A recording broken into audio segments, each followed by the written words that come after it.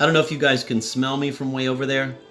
The Panda Express worker and the Sbarro worker are ignoring all this completely. Mark. We, the imaginary intern and I, used to talk a lot about an olfactory art. Some kind of post-linguistic pheromonal medium that would be infinitely more nuanced than language, and without language's representational deficiencies. A purely molecular syntax freed from all the associative patterns and encoded ideological biases of language that could produce the revelatory sensations of art by exciting chemosensory neurons instead of the, quote, mind, end of quote. That could jettison all the incumbent imperial narratives and finally get to something really non-fictional.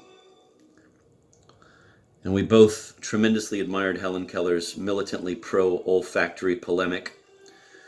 Quote, smell the fallen angel, end of quote, in her book, The World I Live In.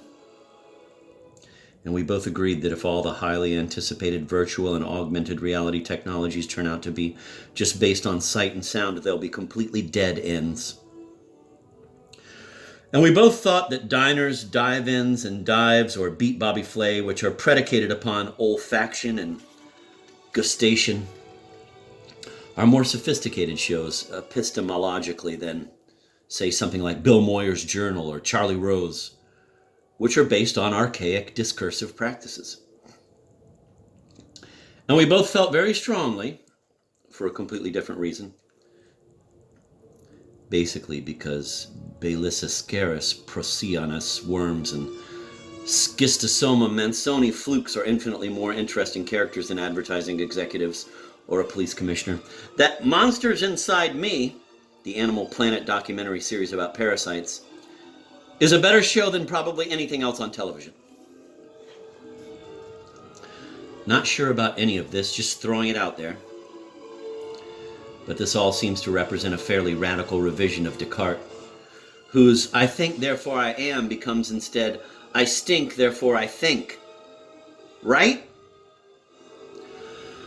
There are smells that your own body produces that can have the same effect as Proust's Madeleine, producing that extraordinary, unbidden gust of remembrance. The Memoire Involontaire.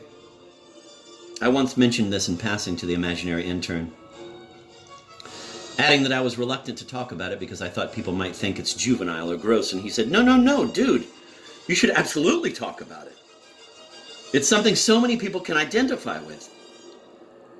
Which is such a totally imaginary intern thing to say. By the way, he was so perspicacious about things like this, but without even the slightest bit of self-importance or pretension. I, on the other hand, have always been squeamish and neurotically reticent about things like this, but I do think it's particularly pertinent here. There's a certain bowel movement of mine, and it's not something I can reduplicate at will. I've yet to figure out what food or combination of foods actually produces it, whose smell immediately transports me back in time to a very specific men's room at the Deal Casino, a beach club in Deal, New Jersey, that my family frequented during summers when I was a little kid. This was a very lovely and carefree, very richly experienced, almost psychedelically vibrant time in my life. The time when I first saw Zeppelins in the sky, first heard the sound of mahjong tiles being shuffled, first caught glimpses of naked Marlboro smoking middle-aged women in cabanas, etc. And that particular fecal smell, and the memories it instantly evokes, buoys me for hours and sometimes days on end. And it's something that probably got me through my almost unassuageable grief when the imaginary intern left. And I'd sit there on the toilet, desperately hoping to reconjure his face from the configuration of cracks in the tile floor.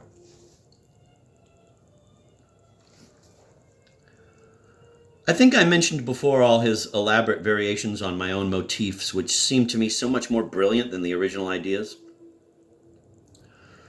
Well, after he suddenly left, which I'll talk about more in a minute, and my grief and my anguished disbelief, which almost immediately exposed long repressed memories of my dead sister and swelled into a pain of infinite yearning that's never quite abated.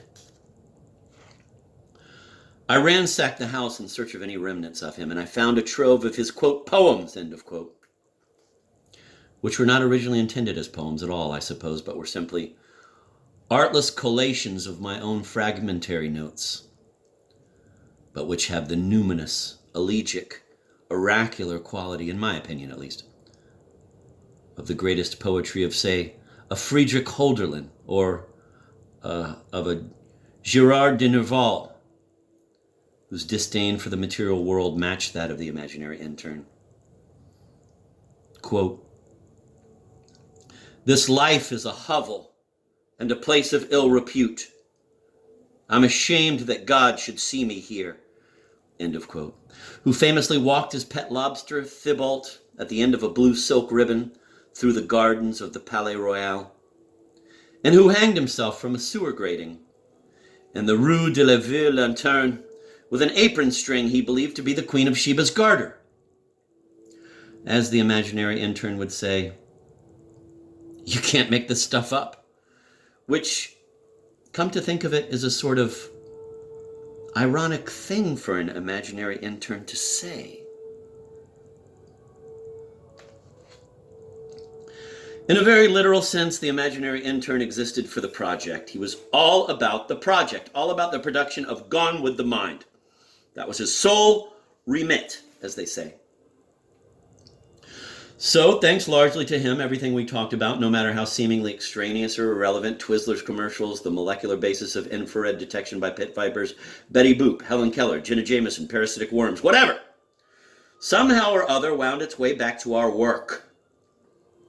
The only exception to this, the only thing we didn't treat in a utilitarian way, the only thing that was completely sacrosanct, was the epic, heroic role the Soviet Union played in the defeat of Nazi Germany in World War II, and, in particular,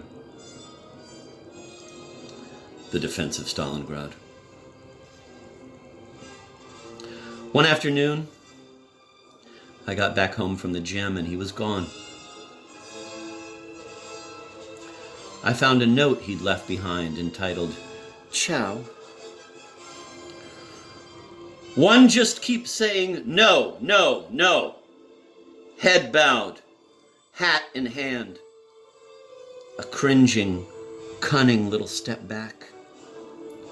With each dialectical evasion, retreating, receding, no, no, no, until one simply disappears. I miss so terribly working on Gone with the Mind with him. And I miss the times when we'd just sit around listening to music together in the dark, usually moody, British post-punk pop, or watching TV. Life's a harrowing fucking slog. We're driven by irrational, atavistic impulses into an unfathomable void of quantum indeterminacy. But still, it's nice to have a friend, a comrade, a paracosm, whatever, to share things with.